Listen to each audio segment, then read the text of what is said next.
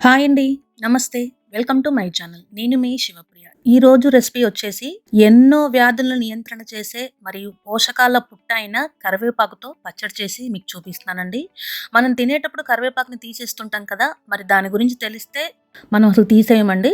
అంత మంచిదనమాట. కనీసం ఇది రోజుకి 2, 3 ముద్దైనా తింటే చాలండి.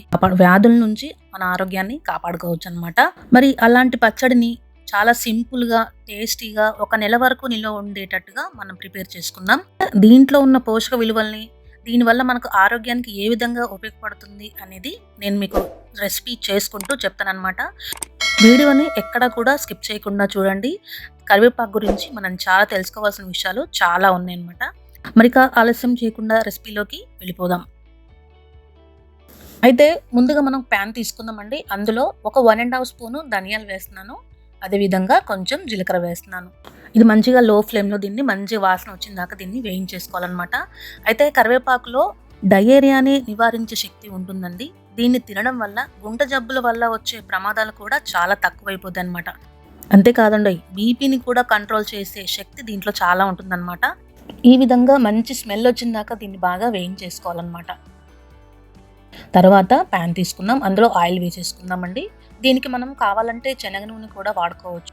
ఆయిల్ హీట్ అయ్యాక శుభ్రంగా క్లీన్ చేసి ఆరబెట్టుకున్న కరివేపాకు 1 కప్పు తీసుకున్నానండి. అది ఇందులో వేస్తున్నాను. దీన్ని మనము లో ఫ్లేమ్‌లోనే మాత్రమే వేయించుకోవాలండి. కరకరలాడే విధంగా దీన్ని మనం వేయించుకోవాలన్నమాట. శరీరంలో వచ్చే నొప్పులను కూడా ఇది తగ్గిస్తుంది. దీనిలో ఉండే వైటమిన్ ఏ వల్ల కంటి చూపు బాగా మెరుగుపడుతుంది. ఈ కరివేపాకు వల్ల జుట్టు పొడవుగా మారడం మరియు కాంతివంతంగా కూడా తయారు చేస్తుంది.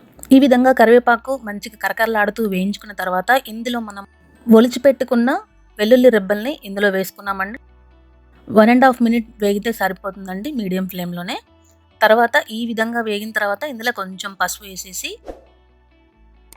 పసుపు వేసుకుందాం. తర్వాత ఇది మొత్తం చల్లారిపోయిన తర్వాత దీన్ని మనం పేస్ట్ లాగా చేసేసుకోవాలన్నమాట.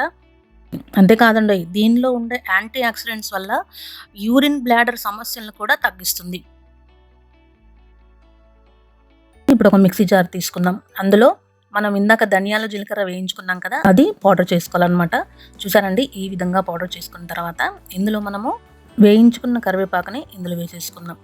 దీనిలో కొయినిజన్ వంటి రసాయనాలు మధుమేహం ద్వారా బాధపడే వారికి గొప్ప వరన్నమాట. దీని రసాన్ని తాగితే కిడ్నీ సమస్యలు కూడా ఉండవు. ఇందులో మనం ఎటువంటి వాటర్ వాడకూడదండి. ఎందుకంటే నిల్వ ఉండాలి కాబట్టి వాటర్ వేస్తే నిల్వ ఉండదు.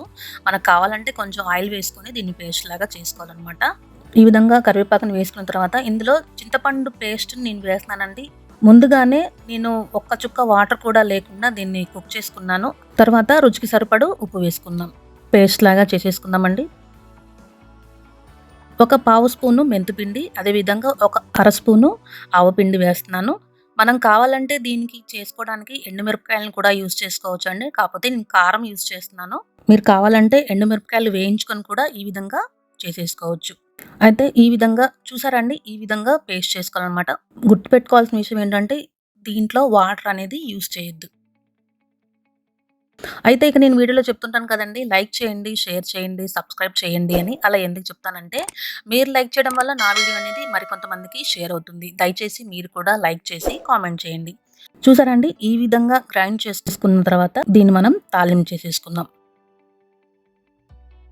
ఆయిల్ వేసుకుందామండి. ఆయిల్ కొంచెం హీట్ అయిన తర్వాత ఒక 2 స్పూన్స్ తాలింపు గింజలు వేస్తున్నాను. ఎందుకంటే మనం తినేటప్పుడు పంటికి తగులుతుంటే బాగుంటుంది కాబట్టి. తర్వాత కొంచెం కరివేపాకు, అదేవిధంగా కొంచెం ఇంగువ వేస్తున్నానండి. ఇంగువ లేనిది అసలు తాలింపే లేదండి. ఇంగువతోటే స్మెల్ అనేది బాగా వస్తుంది.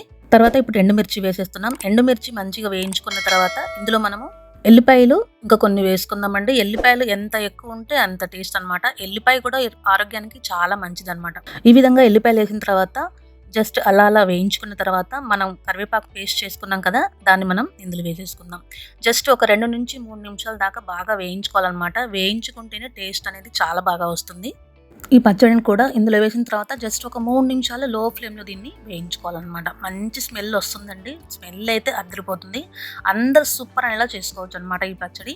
గ్లాస్ కంటైనర్‌లో స్టోర్ చేసుకుంటే ఎక్కువ రోజులు కూడా నిల్వ ఉంటుంది. చూసారండి, మన కరివేపాకు పచ్చడి చాలా ఈజీ కదా ప్రిపేర్ చేసుకోవడం. చాలా అంటే చాలా బాగుంటుంది కూడా. అందరూ దీన్ని తిని సూపర్ అని అనాల్సింది, అంత బాగుంటుందన్నమాట. అంతేకాకుండా తయారు చేసుకోవడం కూడా చాలా ఈజీ. మరి మీకు నచ్చిందా? ట్రై చేస్తారు కదూ. మరి మీకు ఎలా వచ్చిందో కింద కామెంట్ సెక్షన్లో తప్పక తెలియజేయండి. నా వీడియో కనుక మీకు నచ్చినట్లయితే లైక్ చేయండి, షేర్ చేయండి, సబ్స్క్రైబ్ చేసుకోండి. మరి ఒక మంచి రెసిపీ తోటి మీ ముందుకు వచ్చేస్తాను ఫ్రెండ్స్. అంతవరకు సెలవు. Thanks for watching. Support us friends.